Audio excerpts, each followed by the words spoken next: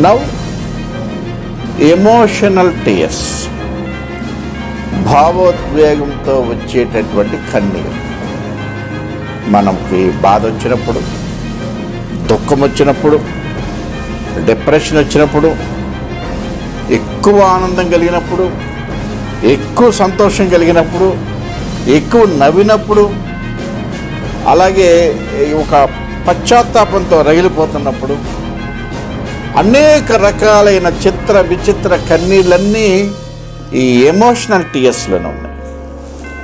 అసలు ఈ బ్రెయిన్ యొక్క విశ్వరూపం మొత్తం ఈ ఎమోషనల్ టీయర్స్లోనే భగవంతుడు పెట్టాడు. అది ఎలాగో ఒకసారి మనం చూద్దాం.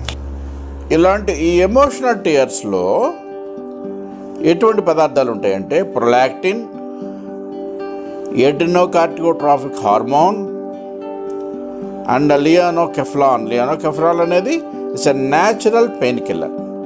సో ఈ 3 రకాల కన్నీటిలో 3 రకాల పదార్థాలు ఉత్పత్తి అయ్యి ఆ కన్నీటి రూపంలో బయటకు వెళ్తుంది.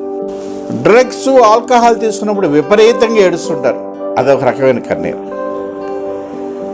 మౌనంగా గుండెల్ని పిండి వేసే మారణాయుధం కన్నీరు అంటే.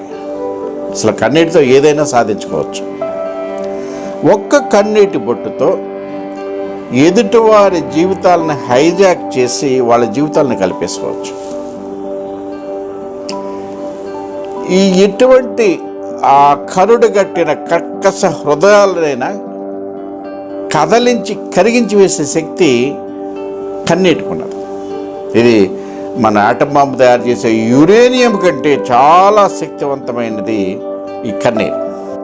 కన్నీరు ఏ భాష చెప్పలేని భావాన్ని అతి స్పష్టంగా వివరంగా చెప్పగలదు. కన్నీటితో ఎదుటివారి మనసు దోసుకోవచ్చు, అలాగే కన్నీటితో ఎదుటివారిని మోసం కూడా చేయవచ్చు. ఒక కలకంటి, ఒక వయ్యారి, ఒక సొగసరి, ఒక జాన కంటి నుంచి జాలువారిన అశ్రుకణం ఎన్నో జీవితాలను అతలాకుతలం చేసేస్తుంది. ఎంతో మారణ హోమం కూడా సృష్టిస్తుంది. అది ఎంత డ్యామేజ్ జరుగుతుంది, ఎన్ని జీవితాలు సర్వనాశనం అయిపోతాయి అనేది ఆ రిసీవింగ్ అవతల బ్రెయిన్ యొక్క పవర్ని బట్టి, దాని శక్తిని బట్టి ఆధారపడి ఉంటుంది.